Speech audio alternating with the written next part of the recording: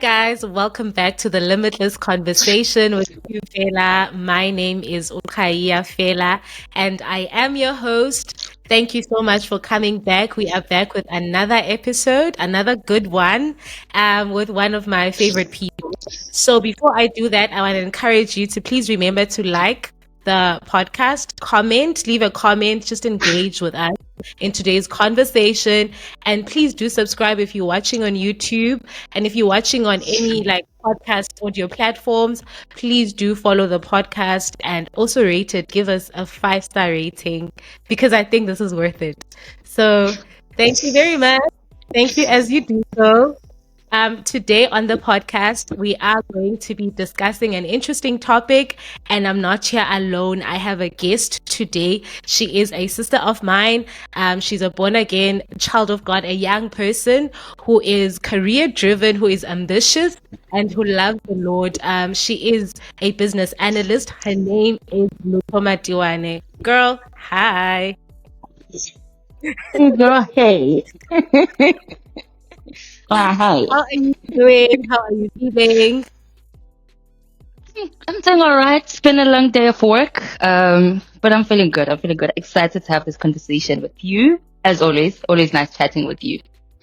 Yes, and guys, just a disclaimer, we've been through a lot today. We're shooting this for the second time because we love it. It'd be like that sometimes. We love and care for me. I'm so grateful that she allowed me to do this again. So yeah, please do know that this is a second take and we just want it to be good for you guys. So hopefully you're gonna enjoy this conversation. So Lutho, before we start and even talk about today's topic, I do have some icebreaker questions just to get you comfortable, get you chilled, and maybe get to know you a little bit more. So yeah. Those are usually scary, but let's go. First question is, fiction or non-fiction with your books? That is a setup. That is not fair. Books. I'm glad. Okay. That is not easy. Fiction. Sorry. I can't believe it. Yeah. I know. I'm looking at my theology books right now. I'm like, fiction though. Fiction. I'm standing by that answer, okay? So interesting. Why fiction? I read for leisure, okay? Most of the time. And I feel like when I read fiction, I'm very, very happy. And then I'll go back. And once I fall, once I fall off reading, the only thing that gets me back to it is reading fiction. And then I'll go back to non-fiction. Exactly. So fiction she's the girl. Yeah. Fiction really helps. It does. Second one, your favorite podcast? My favorite podcast is Ask Pastor John. It's John Piper's podcast. I'm sorry, typical Christian over here. I love the questions that people ask there. A good theology as well. So that is my favorite podcast. Okay, cool. And then, which one do you prefer in a work setting? Work as a team or work alone on projects? I want to say I prefer working alone.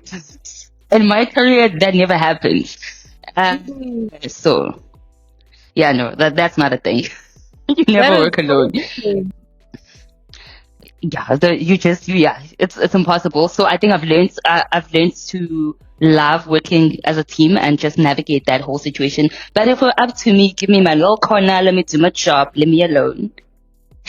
And also because I feel like as a team you need a leader, someone who's gonna follow up on everybody. It's just a lot for me, but I get you. It's a bit much. So let's get into today's topic, guys. Today we are speaking about being audacious, being a bold young person, and just going for your dreams, going for the things that are in your heart.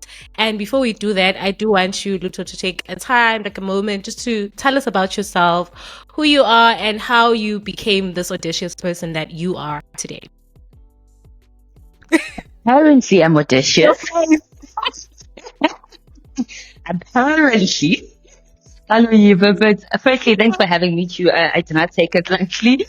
I think I really do love your platform. I love your platform, and to see it grow has also just been, inspiring and cute. But me, yeah, Lutho Matiwane, as you said, from Eastern Cape, Mount Frey. I won't bore you guys with all the details, like Anizonian and all of that. But grew up there, studied at Nelson Mandela, where I met you, obviously, you would guess, through church, obviously. Yeah. So I studied accounting simply because I liked commerce in school. It made sense to me. I felt like science didn't make sense. It just took a lot for me to understand. I could not imagine it. Whereas with commerce, I could go to Spur to buy something or go to Boxer, ShopRite, and I could see commercial subjects. That was the reasoning for choosing accounting. Literally, that was my reason for choosing accounting. But I think also I've always been very interested in business in the sense that, when we watch Generations and you would see people work at Ezweni Communications and all of that. So I've always wanted to work in an office. Exactly, the real generations. But also what's very interesting is that I would watch, right? But I always had questions around, but like, how does this thing make money for the producers? Like, what is the business behind what we're watching? So I've always been interested in how businesses function and how they work. Like, what is the work behind the scenes? If I walk into a store, that has always just been a thing at the back of my mind, right? So commerce made sense. I studied it. It was all right. I mean, it was fine. Kind of got into, there's what we call the Big Four. And if you studied accounting, which is your auditing, tax, management accounting, and financial accounting, didn't like auditing, fell in love with management accounting, and decided that I did not want to be a CA anymore. Okay. And I guess that's where my journey of being audacious started. Auditing, Yes, you can't, you can't not study it in your postgrad, but you can decide not to practice after your articles and stuff. But I just could not take another year post my degree of auditing. I was like, I'm done with this thing. I don't like it. But also, I really, really like management accounting and I want to specialize in that. So I had to have the conversation with the parents and tell them, hey, I discovered this thing. I kind of like it. And I had already done my research in terms of what can I do with management accounting? Where can it take me? What kind of roles can I do? So it was like a presentation that I did to my parents, explaining what management accounting is, explaining what kind of roles I could do, and basically telling them that I'm still going to do my postgrad. I'm just going to specialize in something different. My mom couldn't really be bothered. My dad had a lot of questions. Tried to convince me to stay in the CA route, but I won. And the condition was that was get a job and study for 4 years that I have budgeted for and get a job. Anything after that, don't involve me. You can do whatever. Okay, nice. Yes. So that's a little background of what I've done or what I started. And then I don't know if you want me to go straight into how I got into the world of work or we take a break and chat a little bit about something else. No, please. Okay, so I studied. Okay, cool. So I did my undergrad at the George campus. So those of you who know NMM, you will know. Studied there, quite small, cute, finished, and then I had to move to PE for my postgrad. Absolutely hated PE, by the way. It was just too big and too overwhelming. Whereas I was used to my little space in George. You were used to George. Okay, makes sense. Yeah, it felt very university. Yeah, I wasn't used to that. Especially South Campus. Yeah, exactly. And I was just thrown in there and I was like, no, I missed the forest. But so I went to PE to then do my postgrad, which was not CTA, but it was, I was majoring in management accounting, like I said. And I think I started applying for graduate programs as early as March of my postgrad year. That's all I did that year. Studied and applied for every graduate program I came across, I applied for. Because I was scared that what if I'm making the wrong decision, Yeah. Because if I followed the CA route, there is some sort of not confidence that you will get a job, but there's known companies that are going to hire you. And so with this thing that I was trying out, I wasn't sure who's going to hire me. I'm a person who really likes research. I listen to a lot of talks. Like I'm interested in a lot of things. So that came in handy because then I came across management consulting as a career, which was something I didn't really know before then. And I went into a rabbit hole. I was just trying to understand this thing because from what I read, it just seemed like you're going to be doing a couple of different things with different companies. And I was like, that sounds just like me. Yeah, and so I became very clear about applying for management consulting graduate programs. Applied for one at Accenture, which is a management consulting firm, and I applied on the 29th of May 2017. I know because it's in my prayer journal. I applied, wrote on my prayer journal like, God, I've been applying to many jobs, but that one, please. Applied in May. First interview was in October. Can you believe it? First interview was in October, but things went well. And I think I got my offer around the 22nd of December or something to start the following year in Feb. And that's how my career began. That's so perfect. That's how it.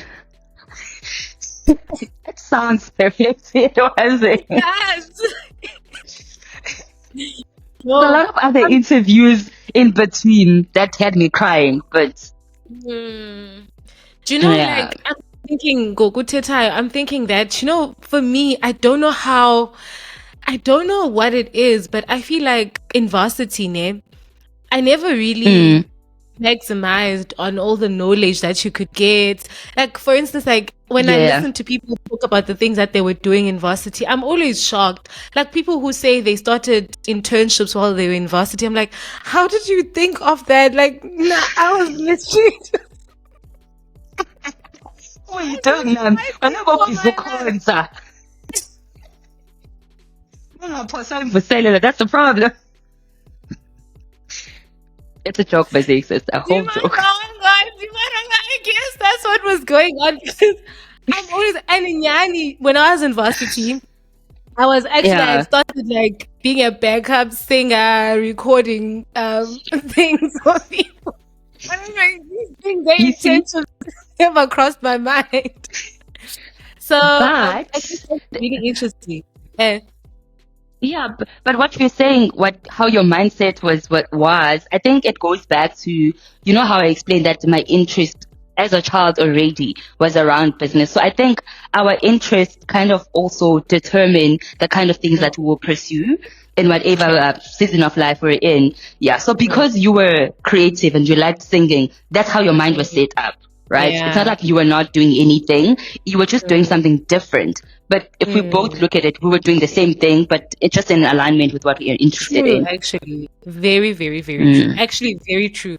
I want to give grace to Oganye. I want to make Omdu, who feels like they weren't really that, up to date with everything in varsity, feel better. Like, I want you to relate because I feel like I also wasn't that girl.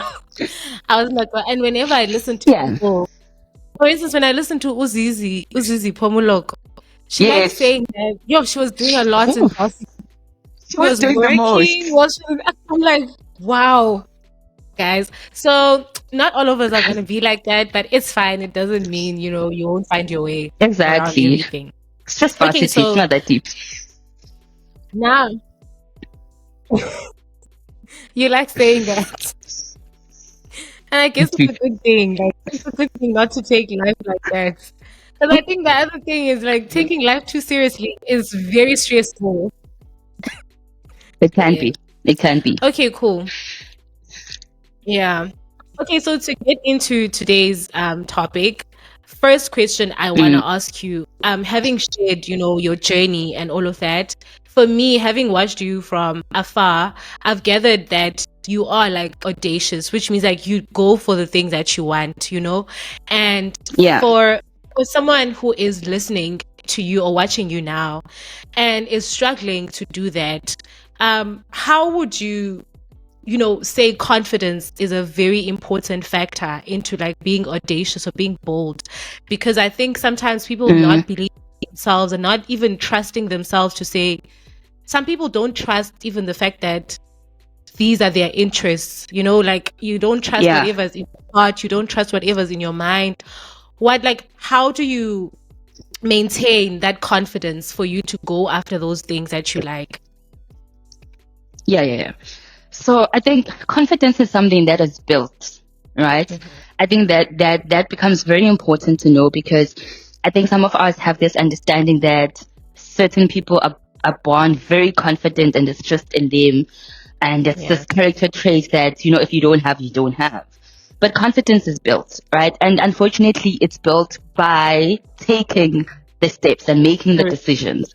You don't just get confident, or you don't sit here and say, I'll be confident, then I'll do the thing. The doing of the thing will make you confident to take the next step. And that's what I've learned, right? Like I said, I spoke to my dad, and when I saw that my parents did not necessarily say no. Like, they had their doubts, there was negativity, there were questions, but ultimately I got the answer that I was looking for. That made me then comfortable to say, for example, when I wanted to leave Accenture, to say, I don't like it here anymore. I want something different now. And again, my parents were like, but I was like, because I've done this before, or I've made a decision before and put trust in what I felt in my heart and it worked, I now had more confidence to trust what I was about to do.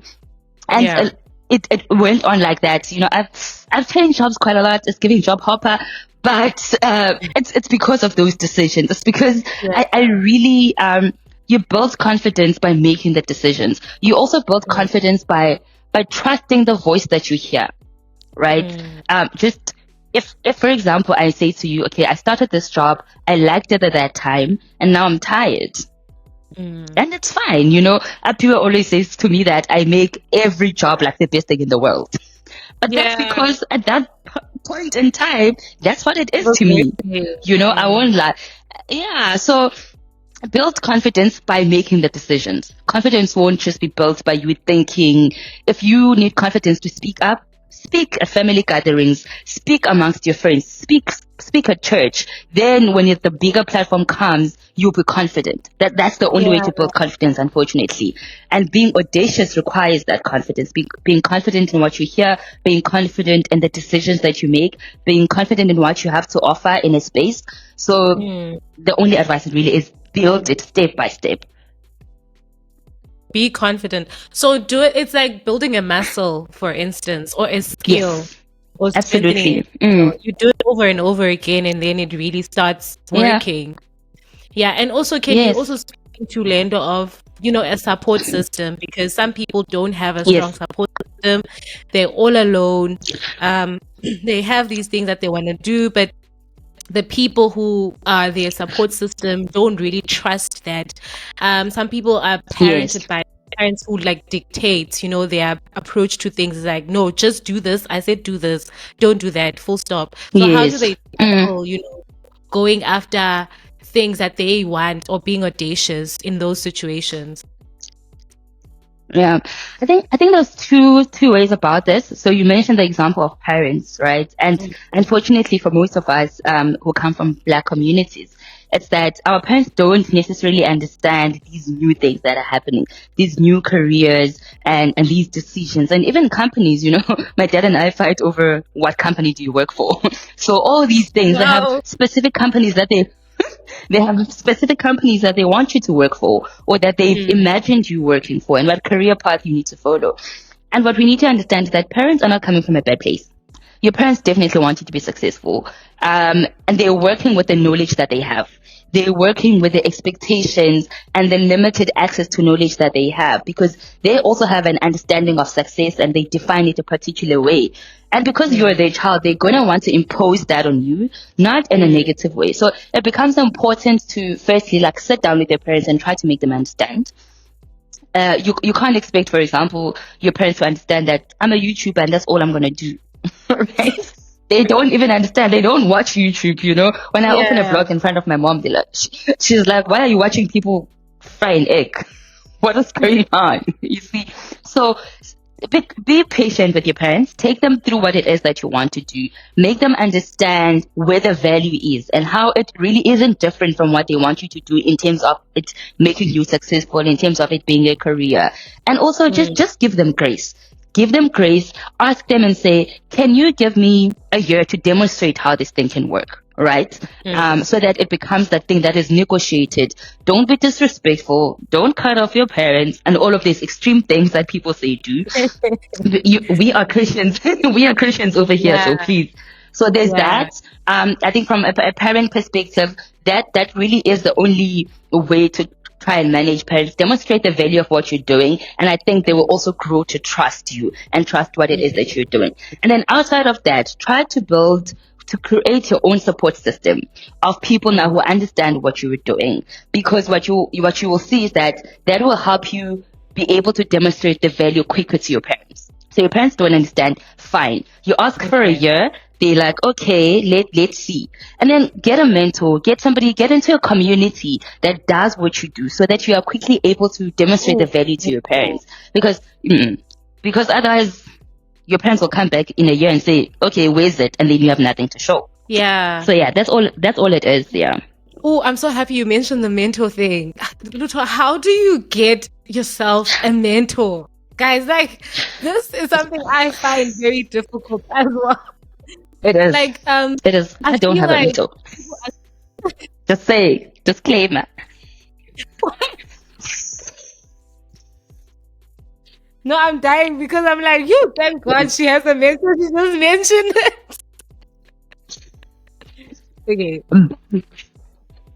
I do have a view. Okay. Yeah, because I want you, can you comment on that game? Like finding on mentorship, a mentor. Yeah, like how do you, or maybe like a coach or someone who can help you through different phases of, your career. Because sometimes, I mean, there's a video you once sent me of a lady on YouTube who was talking about her career. It was great, lovely. And what she had mentioned was having those people who can like maybe walk the journey already. Or how you can grow out of like this part of your career to the next one. You know what I mean? Because sometimes you don't know how to go about it. You don't understand the corporate world. Some people in corporate, like, it's so overwhelming. And so it can be really tough and too much to handle on your own. Yes. No, I totally agree. It is even the topic of finding a mentor and having professional mentorship is, I mean, there's a lot of opinions and a lot of views. And I think for me, how I've approached it, I can't say I have this one person that is a part of my career since I started working and stuff like that. But what I do every time I start a new job or join a new company is I identify a person where I'm like, I would, like, this person gives me in the next 5 years type of thing. I don't, I'm opening up another can of worms, but I'm not a person who has a dream title or a dream job. The way I approach my career is very, very different. So for me, it could be that I'm working directly with you, or you're in a totally different department in the company. But because I see your values, I see how you handle yourself, I see the kind of decisions that you get to make in the company and the kind of value that you bring. And then I will align myself with you simply because of that. And what that aligning myself with you looks like, it could be a chat. It could be you reaching out to the person in the company to say, hey, can I have a conversation with you? I want to understand what you're doing. Can you, I haven't really asked a person to formally be my mentor because I just feel like it's a bit much. Because what if I end up fully? Well, I get you, Benzo, but it's so permanent. It feels so permanent. So it does. But now there's things like, I think there's the boardroom or mentorship board or something, that app that helps you find a mentor for some time. So for me, I think I would say I find somebody to mentor me for particular. I'll send you a link for it. There's a South African app. I think it's done. Okay, I don't want to lie. I don't know. I have an idea who I think created it, but I don't want to lie on record. There's also one called You Grow. That one also has live coaches. I know that one specifically because that lady used to work at Accenture. It's just it's not limited to career. It's also all around, just life in general. So that helps. And what has helped me, that one's an app. It's called You Grow. You can start it. There's a lot of activities you can do on that app even before you find a life coach. So that has been helpful for me. I really, really love that app. And then, what I do, like I said, for me, a mentor is somebody seasonal based on what I'm trying to achieve at that particular time. But also I have people that I really, really look up to, that I consider mentors, even though they don't know. Like, you find that I've never even had a real conversation with them. People you look at Ngabagazi, for example. Ngabagazi saw me. Oh, you laugh. For me, I just knew you were gonna mention. I mean, I can't sing, so you can't even say. You're like, why would I look up to her? I can't sing to save my life. I'm not in the industry that she works in. But it goes back to what I said, that for me, it's about particular characters brought together in a person where, like, I would like that. I would like that for myself. So when you look at her, it's a combination of I'm thriving in my career and I'm able to package this thing together. So that's kind of what I look for when I look for a mentor. Exactly. So that's what it is. Formal mentorship, you can try that out, reach out to people, but it doesn't have to be something rigid, but it does help. It does help to speak to people in the corporate environment. It does help to be known. It does help to speak about the work that you do. It does help to speak about your interests.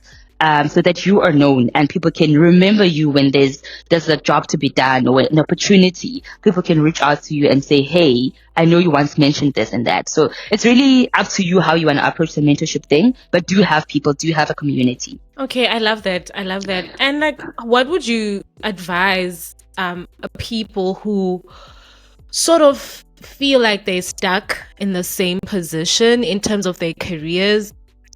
Because there's all these things that you need to take into consideration, especially I think as a Black child in South Africa. The most important thing that we try to do is get yourself an education and quickly just like be able to take care of yourself. Do you know what I mean?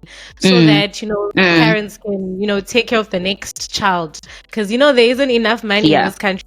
You know what I mean? So, like, some people are really stuck because, okay, there is something that I'm passionate about, but I don't know if it's going to pay my bills. I'm just, like, scared, or, like, I just don't know how to go about it because I still need to keep this job and have money to pay rent at the end of the month. So how can that person, like, get out of that cycle, of being stuck and go for the next thing that they feel they want to do? Yeah, it's a tough one because obviously with all our ambitions and interests, it all boils down to, can this pay the bills?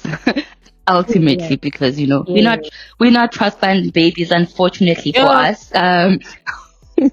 You need the money. But I think what is important is to be strategic, right? Firstly, going back to what I mentioned earlier, that we are sort of born with particular interests and talents and an idea of where God wants us to go as far as our life is concerned. We might not have a full picture of how that's going to play out, in which industry is it going to play out, in which position. So what becomes important firstly is to live in alignment with God, because you can easily make the wrong decision if you are not listening to what He would want you to do with your career at that particular time. And when you're in alignment with Him and you know what He wants you to do, it helps with your confidence to make a decision. True. Right? Because now, if you're stuck in a job and you're not sure if you can leave or not, if God tells you to leave, you rest in His in that promise. Yeah. And if things go wrong, you'll ask Him, like, but you said, right? But if you didn't listen to Him and you're just making things because that's what's trending, everybody's leaving their job and doing that. So I guess the simpler answer to that is self-awareness. You really must be aware of what are you working with, right? You can't compare yourself to somebody who, for example, they don't have to worry about fixing things back at home. And so it's easy for them to just change things and take risks. Be very honest with your current situation. That will allow you to then say, okay, I cannot take exactly that. So for example, say you need to take care of home, but you also want to pursue your creative interests. Maybe for you, it would be a thing, let me divide my time. And it's unfortunate that it has to come to that. But you can say, let me keep my 9 to 5. And also start working on my creative interests. And I will only let go of one once 2 reaches this stage. Yeah. You know, it all boils down to that strategy. It all boils down to, as at the end of the day, you are not me, I am not you. We are working with different circumstances, but those circumstances that you are working with, that dream that God has given you, that vision, it will pull through over those circumstances. So it's a balance of that. It's a balance of strategy, trusting God, and really, really moving when He says move. Because just because God has given you a vision, it doesn't mean He's saying do it next week. Yeah. Right. So it's okay to take time to ask. It's okay to seek direction. And it's okay also to feel like, you know, I'm not sure. I'm not sure if this is the right thing to do. So be strategic. Really take your time with these things and pursuing interest. It's important to get money because it does bring us freedom. It does take the burden off our parents. So in pursuing your interest, don't be selfish. In pursuing your interest, don't be in a hurry. Don't rush. If it truly is God that's calling you to that place, He will make sure you get there. Thank you. That was powerful. I love that so much. And just to think, no, because like it's so important. Me, I really relate to this whole thing of first. Okay, like I'm the eldest child, and there's a lot to be done. Like there's a lot. Yeah. And then you find that your passion or your calling is within the creative space. So it can be a lot to juggle. I know there was a time where I was like way too frustrated with it. But I also did this thing where I got into prayer like heavily. And this is where I always say never limit God to like a certain aspect of your life, because God is involved in every part of your life. Literally every part of your life. The responsibilities that you have, He's the one who allowed them to be yours because He knew you could handle them. So it really is important to pray, guys. Like, pray about your career moves, pray about what you need to do, because God really has an answer there. I know when I prayed and fasted for something, and then I got a breakthrough, and Shema was going through a lot with the job that I had. I feel like everybody around me knew, but I was struggling with that stuff. So yeah, definitely pray about it. Absolutely. And you will figure out how to go about it. Lutho can advise in her own way, but you know, God has a way that He wants you to get out of that, you know. Absolutely. So Lutho, I want you to speak about, like, there's this thing where I found it in my own life, and I think that if you're a born again person, you might relate to this. So Paul speaks a lot about contentment, you know, and you know, like being content in wherever you've been placed in your life. And I feel like sometimes it's so easy to struggle with like juggling, like navigating that with like wanting more as a Christian. Yes. So like, as a Christian, should we want more for ourselves? Should we want to be like most successful professionals in the world, yet still being content with our journey? Like, how do you navigate contentment and wanting more for yourself? That is a tough one. Okay. And that is a tough one because, for me personally, and I think for me, it's not even because I want to be more successful, because it's just because I'm generally a person who gets bored very easily. I get bored and I want the next thing because I'm tired. But how I'm learning to navigate that, and just my understanding of contentment, for me, it really has nothing to do with circumstances. The moment I link my contentment to what I have or what I can achieve, then it becomes, I am content because this and that. I'm learning to be content in God just because of that. Because if you read scripture, Paul says he knows how to be poor and he knows how to have much. And in all these, he's learned how to be content. And I think we need to take situations out of our there should be no situation that determines our contentment. So that will mean that when I'm feeling ambitious, then I don't feel guilty about contentment, because I know that whether this thing happens, whether this thing doesn't happen, I'm okay. I'm fulfilled in what God has given me, which also goes back to the conversation that we keep saying that you mentioned also that God is involved in everything. Yeah. God is part of every decision of our lives. The Bible says that He cares about every detail of our lives. So when we get to understand that our contentment begins with God, not with what we have, not with what we can do, not with what prayer has been answered or what miracle has happened. You wake up with contentment. So there is that struggle between contentment and wanting more. And I think it's important for us to know that wanting more does not mean you're not content. That desire, going back again, that when we are people who are delighting ourselves in God, He plants desires in our hearts that are from His heart in order for us to pursue them. So exactly. So what is important is just questioning the reasons or the intentions behind your desires. And if the intentions are really to glorify God, if the intentions are rooted in the word of God and to build up His kingdom, then you're fine. We must be ambitious. We must want more. But as long as we are inspired by the Holy Spirit, as long as we're okay, even if that doesn't happen. True. Yeah. No, I do love that. And I feel like I really had that, struggle or dilemma beginning of the year. I had entered like a competition, a singing competition. I'm not doing that again. I keep saying. Girl, I just saw another one. I want you to go. It's so deep. The no just gets too deep for me. I'm like, this is deep. Maybe we need another podcast episode about how to take rejection.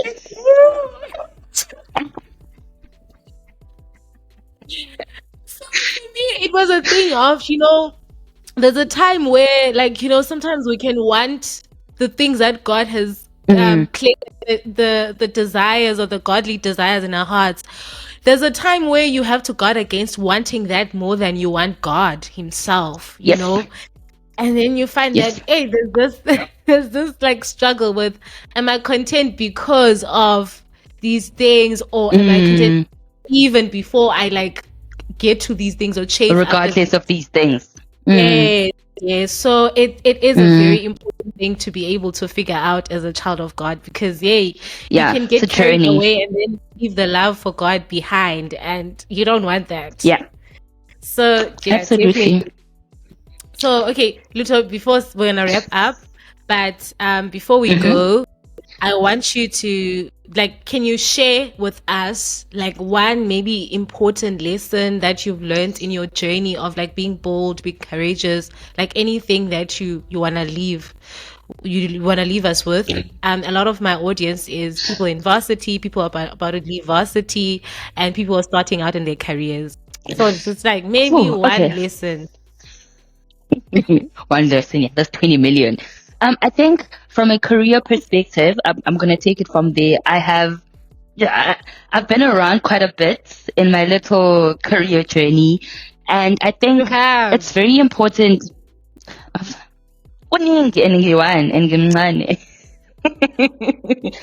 I'm still going to do more, please. But I think I've said this to you, especially I'm going to do it in parts, this advice thing. From a career perspective, I want, if you already started working, it's not your mother's company. Like, that is so important to know. It's not your family's company, and it's not like they're paying you millions. If they are, please give me some. You do, because you signed the contract. You do all them excellent work. Yeah. Please. Okay. So, but what I mean by that is, remember I mentioned earlier that I don't necessarily have a dream title and all of those things. I'm very interested in particular skills that I want to gain. There's a particular value I want to bring in a company. So I think for me, what is very important when you're starting out your career, have a mindset of what it is that you want to do. And by what it is that you want to do, I don't mean what role do you want. I don't mean, do you want to be a business analyst? I'm tired of being a business analyst as is already. But it's cool. It's fine. It's fine. I think the approach is becoming very different than when we graduated or when we started school, where it was just about careers. It's more about skills. So I would advise to do skills mapping. That is much, much more important than just like career mapping. Do a skills mapping. Have an idea of what you want to do. Be curious. There's so much information out there. There's a whole lot of podcasts now that discuss various things. There is just information about everywhere. So be curious, unfortunately, whether you're curious about a particular industry that you want to work in, a particular skill that you want to gain, whatever it is, unfortunately, you have to go and get the information. And from as early as varsity even, go get the information, ask the questions, speak to the relevant people. Do not be scared to ask questions. And having done all of that, I think what is important in a career change is confidence. Yeah. We spoke about this quite a bit. Yeah. It's important to constantly build confidence, and how you can do that at work. I think you show up at work based on how much confidence you have in yourself. That's true. So if you Yeah.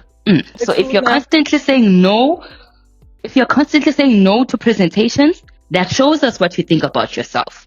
If you're constantly saying no to leading projects, that shows what you think about yourself.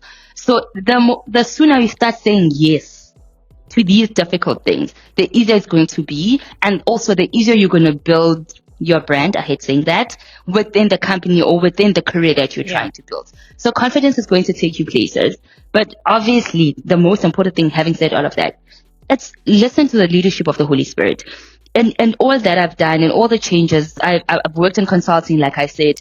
I worked with artificial intelligence. I worked in the media space. I'm now doing iGaming.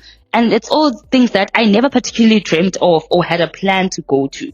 But I'm very intentional about listening to where God is leading me in my career. So understand that your career itself is a ministry. Your career, God is the CEO of it. It's not just you and your qualifications and your ambitions. Involve God just the same way you involve God when you ask him if he is the one. If that boy who texted you is the one. Your career matters more. I swear. Yeah. I'm done. That's my advice. Dragging us. Ask God more about your career than boys, honestly. Ask him about boys too, but just saying. Yeah, no, do ask him about him though, hey? Or just leave boys alone. When you have that story, Sissy, please. But no, that's like, boys are not my career. No, that's really important. Hey, like ask God about your career. Like listen to the leading of the Spirit of God. Very true. Oh, I love that. It is a way of serving God. It is a way of serving God. Your career is you serving God. The Bible says we must glorify God in our eating and our drinking and in everything we do. It says we must work as though we are working unto the Lord. So in all that you do, I think for me what changed in my career really is when I started viewing my career as a ministry, and I think especially this year, God has confirmed it. God has confirmed it in the most interesting way, because when I started work where I work, it's like, I always speak about Jesus. I will speak about my Bibles. I'll get a delivery. It's a new Bible and it's whatever. And people at work will ask and I'll speak about it. When I tell you, without going into much detail, that we have built a sisterhood of Christians. Like, we literally have a group that we call Sisters in Christ. Because people who had taken a sit back in their relationship with God have all of a sudden come back. We fast together. People started praying for their marriages. Homes started changing. And it's like, for me, it has been just so mind blowing, because I was just like, firstly, I never even dreamt of relocating to Durban. Like, it was just one place I didn't want to go to. But when it happened, I felt in my spirit that I have to do it. And I didn't have a reason, an explanation. But when I saw that happen, I was like, oh, wow. Oh, okay. So view your career as a ministry. View your career as a way of serving God, and you will start changing your mindset. And also you will start listening to God more, because the reason we don't want to listen to God about our careers, we think it's our thing. We think it depends on us. The moment we see as an act of service, we will understand what it means to surrender it. And God will move in our careers, and he will use our careers for his glory, as it's meant to be. Okay, I went a little bit too much. You preached the whole entire sermon. Oh my God, I really love that so much, Lutho. Like, the fact that it's not something casual. It's not just a job, It's not. And it's actually funny because I was listening to a podcast and this lady was like, a job is just a job. And I was so conflicted because I'm like, hey, what's that? She was like, it's not. But it goes back to what you're saying, Ma. When you are, I think it comes it's the matter of having a relationship with God and having a strong prayer Yes. life, like talking to God, Yes. where you're going to be able to know what are you there to do, or like not necessarily know as in, Yes. okay, I'm coming in now, God said I must do this, but the fact that Yeah, you yeah, walk yeah. with God, you allow God to use you and lead you, and he ultimately does those things. Like, what I would never think in a million years that I would find a community of people at work that I'd actually start praying with. What? That is Right? big. That is big. I was telling my friend about it, and she was like, I've never seen you speak about your colleagues the way you do. I've never seen you speak about work friends ever. And I'm like, yeah, even me, I'm shocked. Yeah. Dude, that's beautiful. That's so beautiful. So Nyani, and I think this encourages even people who sort of like feel like they're not, because sometimes we associate ministry and being used by God to like whatever we do at Yeah. church, like, or we limit it to Yes. that. And really, We're limited to that, yeah. it's not just that. Because for It is me, not. yeah, because sometimes like if you center your life around that only, then I feel like you run the risk of feeling like you're not impactful in your life, because then now if it's Yes. not about where I am at church, then I'm not causing an impact in people's lives. So if Exactly. we start understanding that, if we consecrate our daily lives and everything about our lives and literally everything, God can use it for his glory. He can take whatever it is and bring it back to himself for his glory. So yeah, Absolutely. Yeah. I'm so blessed by this conversation, Dombi. Thank you so much for coming through, and Thanks, girl. wishing you well. We're wishing you well in your career. Continue evangelizing. Continue. We'll try. We'll try. No, It's yeah, what we all genuinely. called to do, unfortunately. Yeah. Yeah. In our respective places, we should be able to do Yeah. that. Like for me, I've also been amazed because I work with like a client and I service her with certain like skills that she needs. And for me, hi guys, it's some stories for another day. But just to mention this, for me, I'm amazed by Lutho. Literally, this for me humbles me a lot. She's way older than me. She's been able to, like, we started like talking about her walk with God and like the things that she wants to like revive her walk with God and her journey. Yeah. And because of like those different conversations I would have in our meetings. And for me, that was amazing. Like it blew my mind. She'll even ask me about like certain things, like, in this journey of salvation. And I'm like, I'm just a girl. I'm just a baby. What you mean I must pay for your marriage? I'm just a girl. I get that, but it humbles you and it shows you that that's God, because the moment you receive something, the moment you receive something bigger than you, somebody coming to you and say, pray for my family, pray for my husband, you will go to God and say, I don't know what to say. Like, I don't know how to pray for these things. And it will humble you, and it will just show you how intentional God is. Like, God is so intentional about where he places us at what particular season. He's so intentional, and it's not about us, and we must constantly remember that as abazalwane. There's no practical life and then our Christian life. If we are true Christians, our whole life is Christian life. Yeah. Singahlala lapha kude kutshone ilanga at this point. Sana into yovutha into yethu masiyeke. So yeah, thank you so much, girl. And I hope that to everyone who like came across this, hope you blessed and hope you encouraged and also like revived to dream, and go after the things that God has placed in your heart. And also, like Lutho said, there's no rush. Like, don't pressure yourself.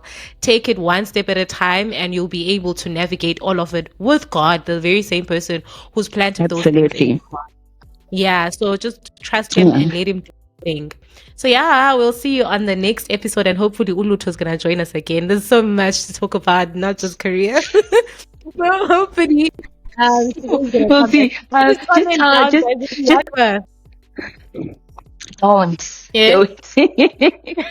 Don't tell your varsity audience, all the girlies that are in varsity and trying to build up their careers. I was gonna say feel free to reach out to me, but yeah, ask Q to link you up with me.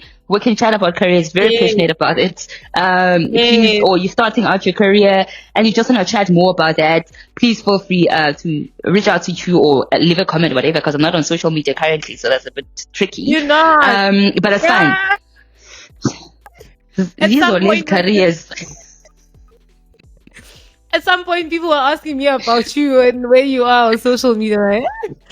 This is why I say it's girls. It's like noticeable girls. Like people can notice when you're not around. I love that. Yeah, but absolutely, if somebody needs that, I am available for it. Especially if you want to do tech. Yeah, because you love that. It's your passion. Yeah, so reach out to me, guys, and I'll connect you. It was very, very, very nice. I'm sure she doesn't mind. Or connect with her on LinkedIn. Are you on LinkedIn, though? You're not on LinkedIn? Yeah, I'm on LinkedIn. I am there. Yeah. You can find me there, yeah. You can find her on LinkedIn as well, but also let me know. I do not mind. So please don't forget to like and leave a comment and also subscribe to the channel. See you next time with one of our interesting topics to just edify you and encourage you. Love you guys. Bye.